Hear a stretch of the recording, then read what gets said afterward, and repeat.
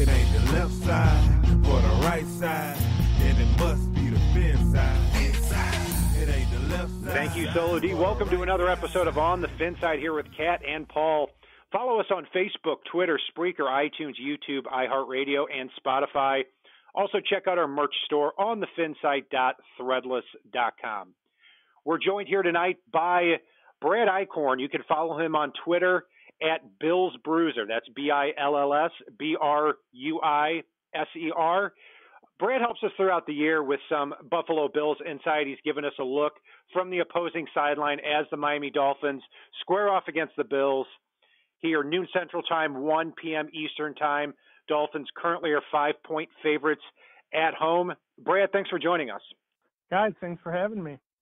So let's look at the Bills team here. Obviously, it's been a little bit of a rough season for them. Better the last 3 weeks. They've had a bye week and a win over the Jets and a win last week against the Jacksonville Jaguars.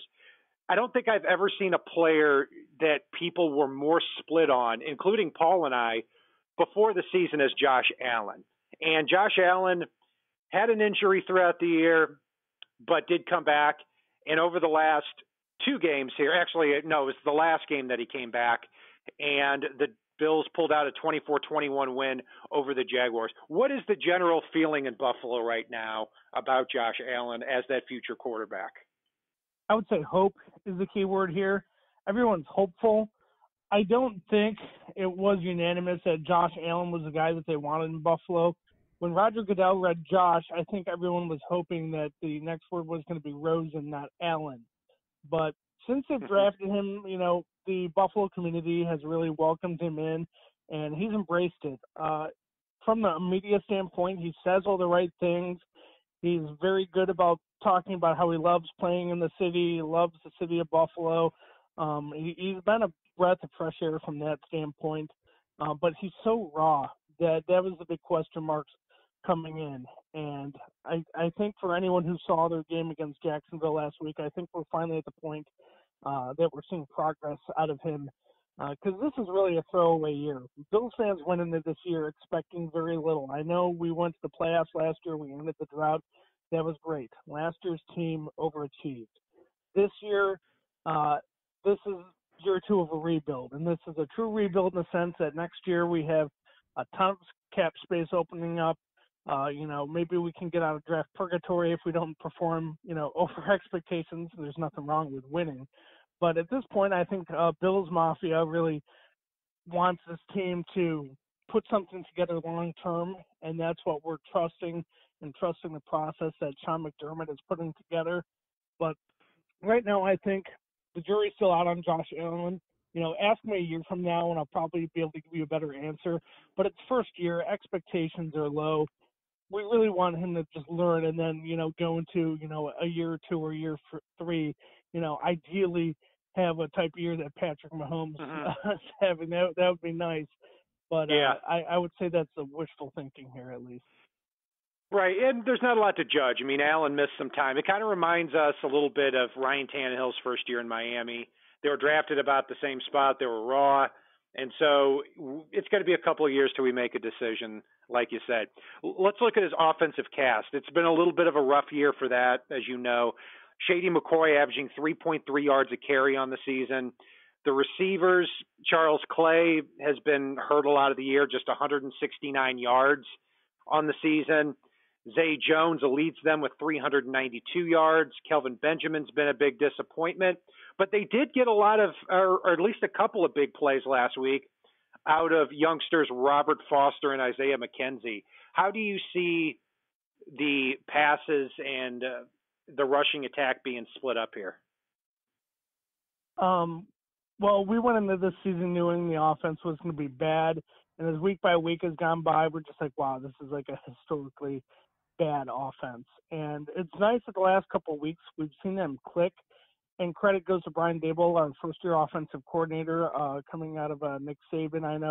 I believe he had been an offensive coordinator at one point with the Dolphins, and I believe with the Bears as well. But Daboll's been around the league for a while. I like what he's been putting together because he doesn't have a lot of weapons on his offense. You got an aging Shady McCoy who he's just been he looks like he's in the twilight of his career, and that was one of the surprises at the trade deadline is they decided not to move him. I wouldn't be shocked if he's not back in a Bills uniform next year because I honestly don't know how much he has left in the tank. Chris Augry's been good pounding the ball out, a breath of fresh air compared to fumbleitis and name escapes me. The guy from Carolina and San Diego. Kelvin Benjamin. No, not the running back. Oh, Mike Tolbert. Yeah. Mike Tolbert, yeah. Yes. He's been a fresh of air, grounding it out at Mike Tolbert, because Mike Tolbert could pound the ball last year, but he couldn't hang on to it. So Chris Ivory's been a nice compliment, but I know he was hurt just a couple weeks ago. We haven't seen a lot of Marcus Murphy. He's been more of a special teams player. But you talk about Robert Foster, a guy who barely made the team as an undrafted free agent, got cut, re-signed to the practice squad, and called back up, and has had the last two games he's played in the Jets and last week against the Jaguars, long touchdown grabs. He's been good, but I'd say the city of Buffalo practically can't stand Kelvin Benjamin. The lack of effort he puts on the field or lack thereof, he's been very disappointing, and they can't wait to get rid of him. So I think we're riding out the year with Kelvin Benjamin. Clay's been hurt a lot. Jason Kroom's a young tight end. I think he's developing nicely, but he's not quite there yet. And stat line may not show it, but I think Zay Jones is actually starting to come together second year. It's going to take another year to get some more playmakers in, but I think Zay Jones could have a spot with this team, next year and maybe a year beyond that. He does look like he has that. He has that look of at least a, 6'2", 200-pound possession receiver, maybe a little bit faster than that. So, yeah, again, he's going to be someone who looks like he's going to grow with Josh Allen. The offensive line, I know they lost Richie Incognito, former Dolphin. Seems like we keep talking about former Dolphins. And at left tackle, Cordy Glenn, they lost too. Deion Dawkins, from what I understand, has done a pretty good job for you guys. But the rest of the offensive line looks like it's kind of been bitten by the injury bug. And you still have Jordan Mills at right tackle, who Cameron Wake's given a lot of problems to over recent years. Yes, and don't forget we lost our Pro Bowl center, Eric Wood, when he failed his team physical last year with a career-ending neck injury.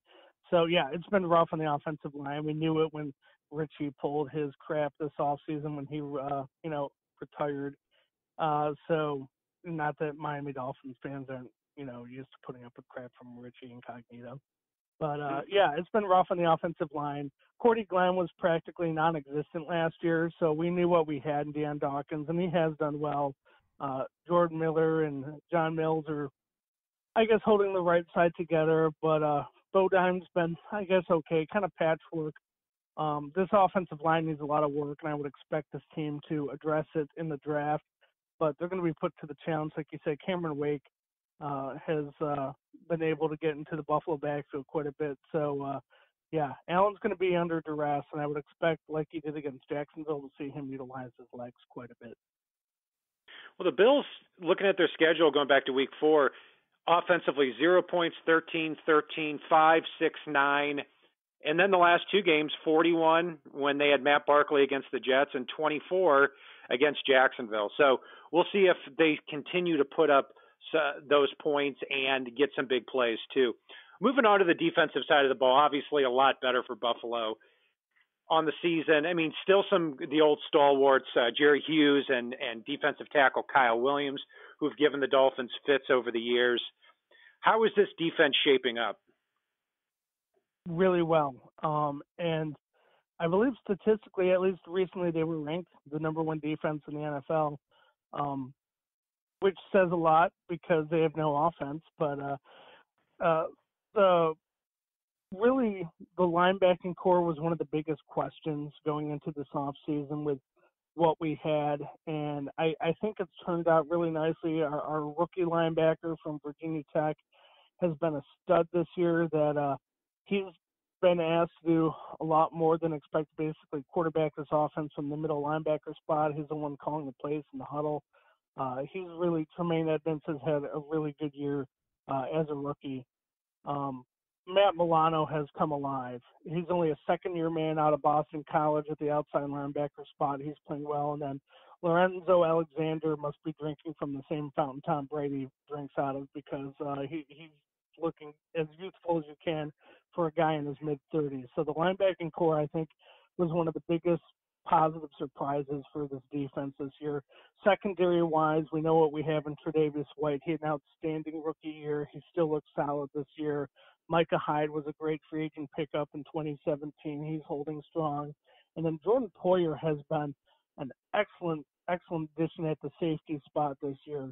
I know the other corner spot, we had Vontae Davis. We saw how that worked out here. I hope he's enjoying retirement. Another former Dolphin. But that's right. But Taron Johnson, rookie, I believe, out of Clemson, he's had a very good year at the cornerback spot.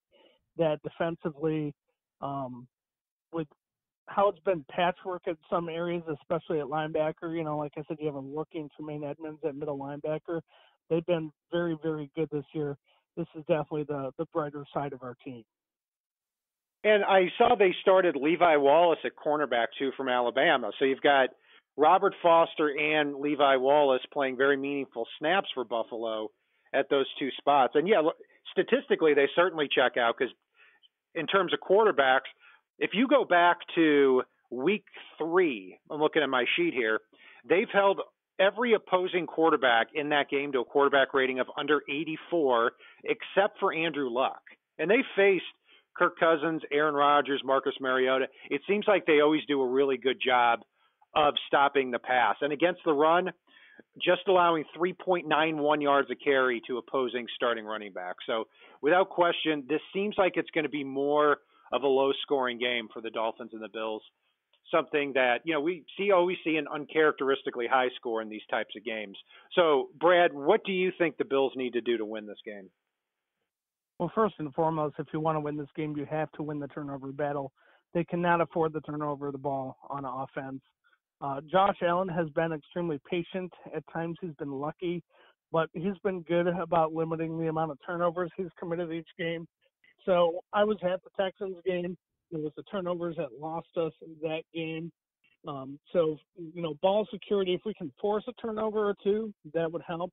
But winning that turnover battle, I think, will make or break this game for the Buffalo Bills.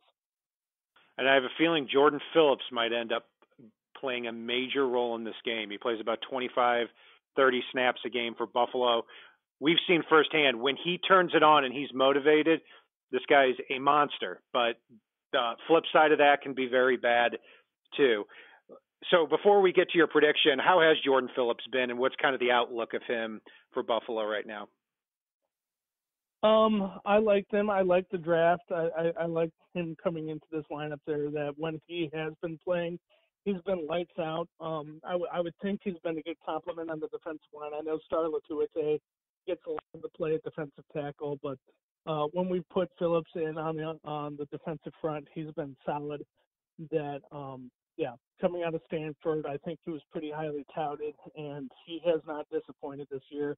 If we could get more play out of him, that would be all the better. So that, and like you said, it's how much we can keep him on the field. So I think he adds something special to that team and a lot of depth on the defensive line. Yeah, and sorry to cut you off. Yeah, Harrison Phillips. So you've got two backup tackles, defensive tackles named Phillips. Harrison Phillips, third-round pick out of Stanford. It was somebody that I saw mocked to the Dolphins a lot in the second round until he fell to the third round for Buffalo. How about Jordan Phillips, the former Dolphin that the Bills picked up? Yes.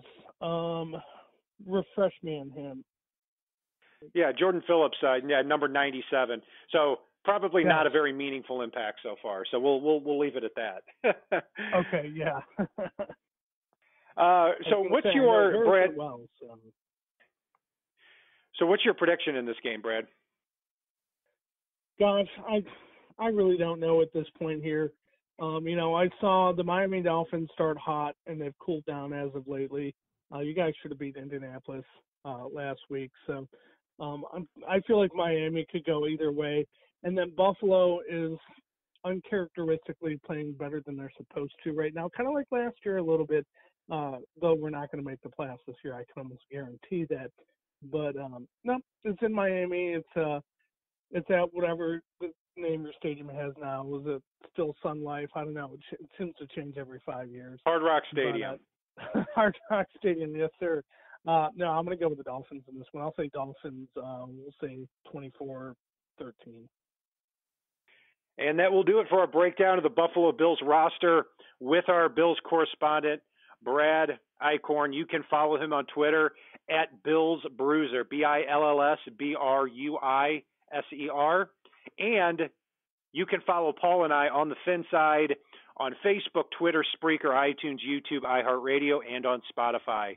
Also, check out our merch store on thefinside.threadless.com. And if it's not on the right side and it's not on the left side, it is on the fin side. Solo D, take us home. It ain't the left side or the right side, and it must be the fin side.